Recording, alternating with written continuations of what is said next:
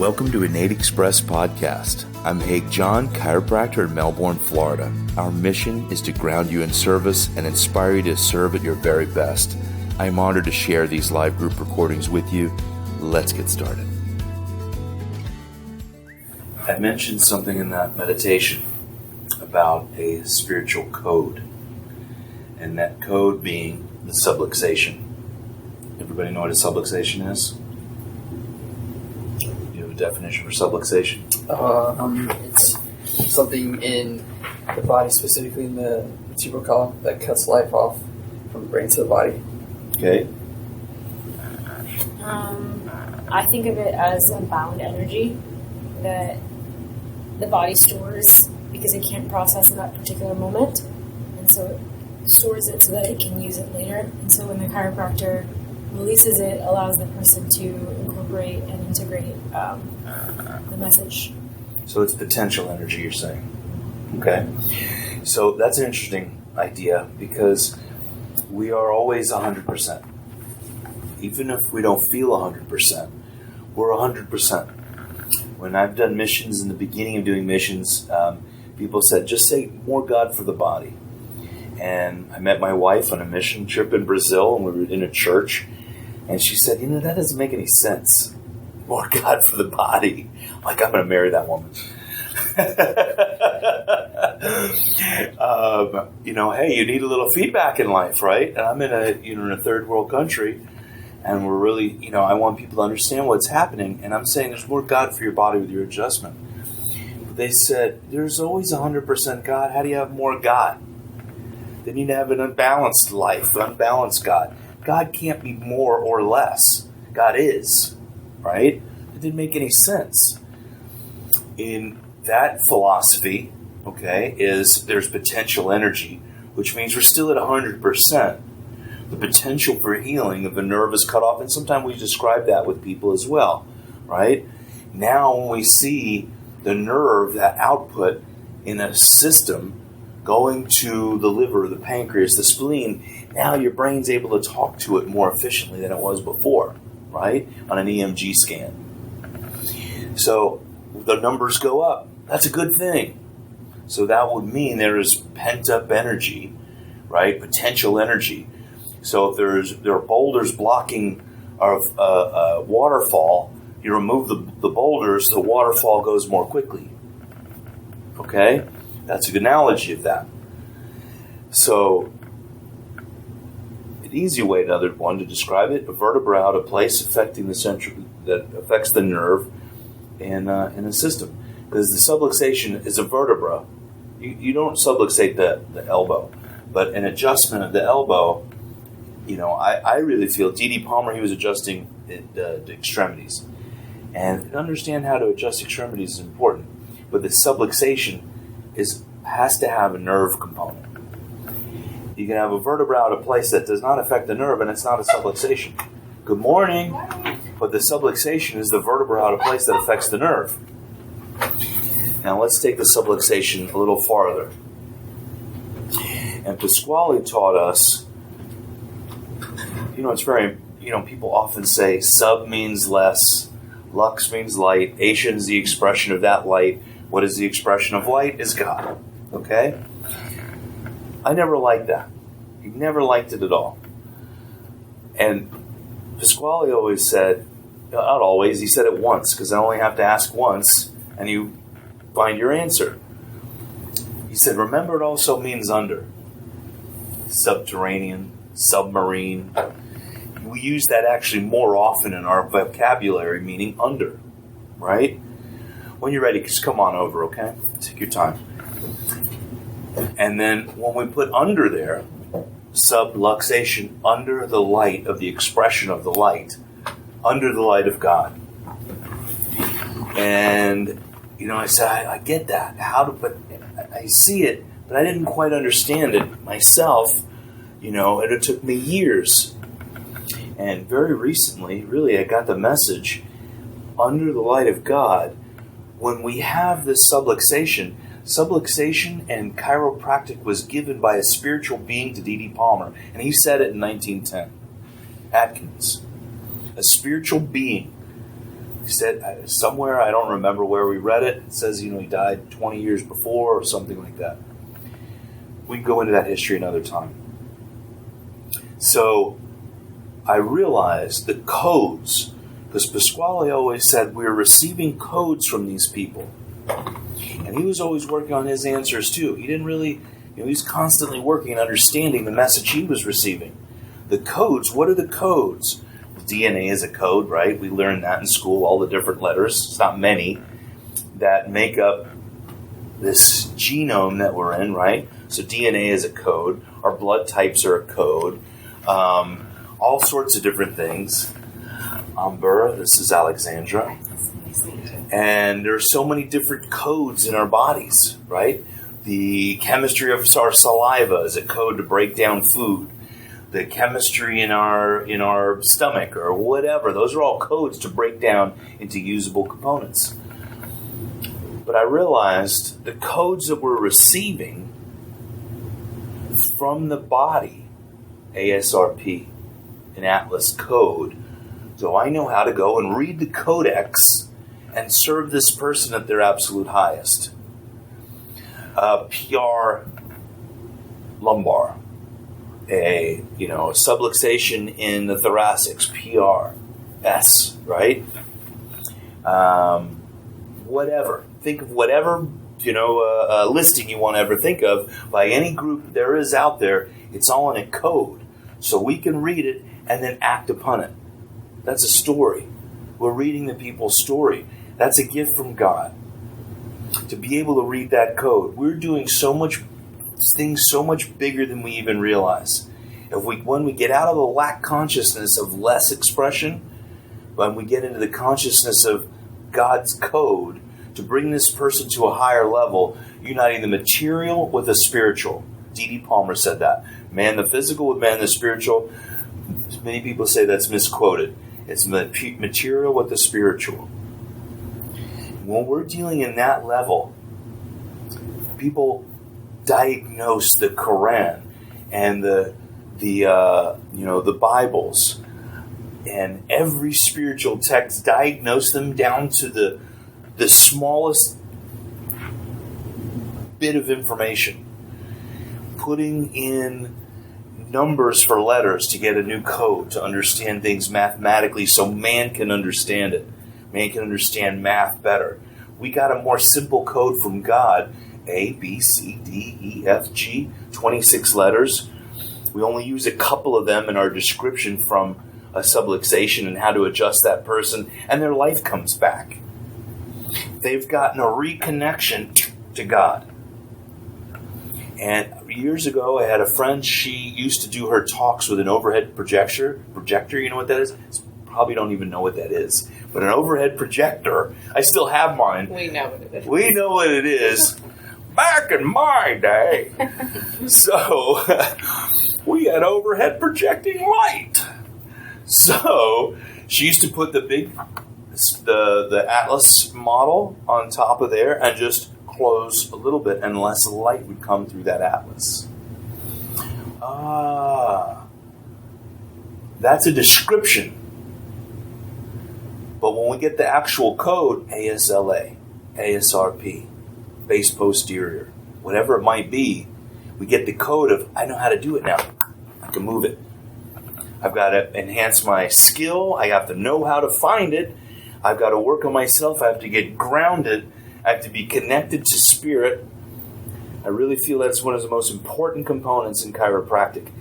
Not having to be a holy roller. You don't have to really, I don't think you have to go to church every Sunday, or Saturday, or whatever you do in synagogues, doesn't matter. But know that there's a higher power that we're dealing with than we perceive in any way as human beings.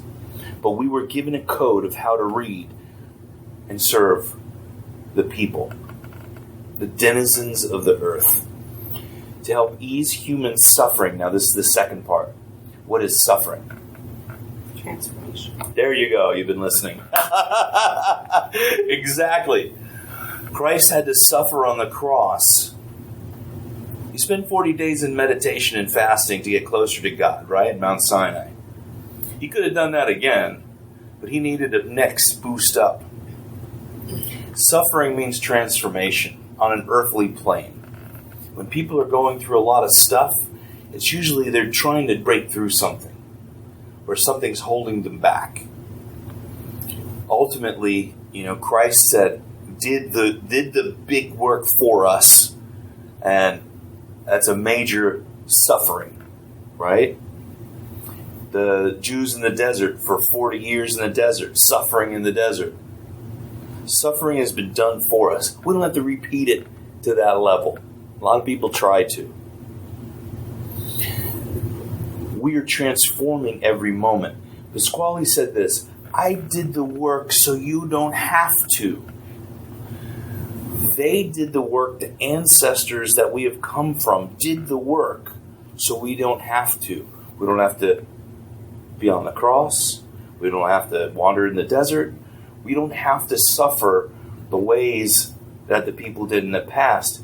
We have that energy and those codes to be where we are right now. We can enjoy it. Let me tell you, children played in the desert. They kicked balls or whatever they did way back then. I don't know. Whatever they made them out of. Kicked rocks. Filled up sheep bladders. Whatever. Children had fun. Families were happy. There was love. Right? In the times of worst despair, there was still love. We're at a point where we don't know what it is to suffer, and I don't want you to suffer. I do want to have a consciousness that they did the work, I don't have to. The work that Pasquale did, our mentors, are very important. They've done work so we don't have to repeat it, and we can grow from it.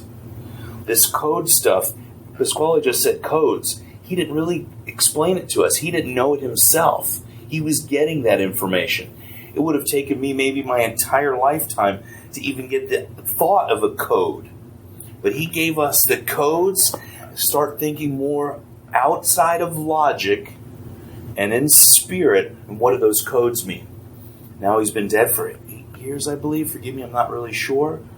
Still getting messages. And what he said, I can't give you the answers. You get your own answers. You've been zapped.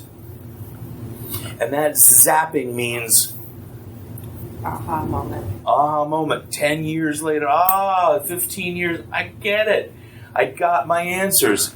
Some of his questions he asked 40 years ago, he said, I'm just getting answers now. At 98 years old, I sat in front of him, and he was in the last days of his life, and he still gave more wisdom.